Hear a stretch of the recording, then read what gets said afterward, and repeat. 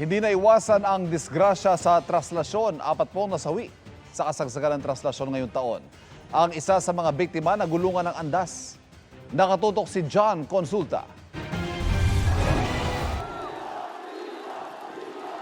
Taon-taon, dagat ng mga deboto ang eksena sa pista ng Poon Jesus Nazareno tulad ng traslasyon kahapon. Marami ang hinimatay, tulad ng ihos na hinimatay habang nasa loob ng andas.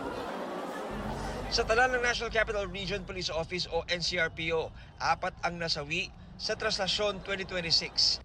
Kasama ang 30 anyos na lalaki na humihila ng lubid ng andas sa bahagi ng Castillejos. Sabi ng mga witness na kasama po siya doon sa humahawak or naghihila doon sa tali. Siguro po hindi natin masabi kung na-off balance siya sa dami ng tao.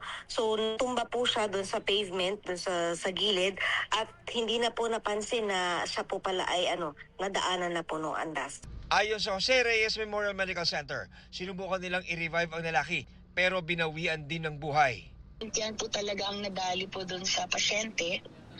And crushing injury. So malamang pati maybe a little bit of the chest na rin po siguro yung natamaan.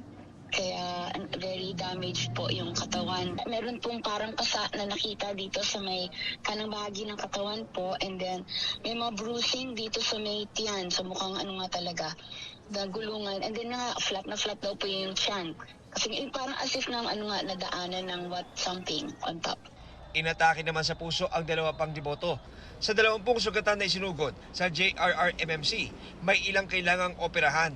Ito po yung nasaktan sa mata na kaya kailangan siyang i-confine po dito para i-repair yung kanyang corneal lacerations po. Habang naghihintay po sila, nag-away yung mga magkakamag-anak. Instead of yung isang kamag-anak ang nasaktan, siya yung nasaktan. So parang barbecue stick yata yung tumama sa mata po.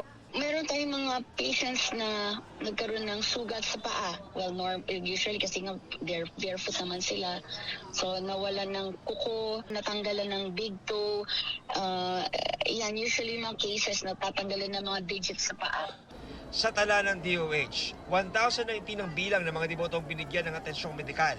390 sa mga ito ay sugatan, gaya ng nadaganan ng kapwa deboto, naipit ng gulong at nahulog sa pag-akyat sa andas. Ang highest incidence ng mga konsulta natin, injuries sa paa.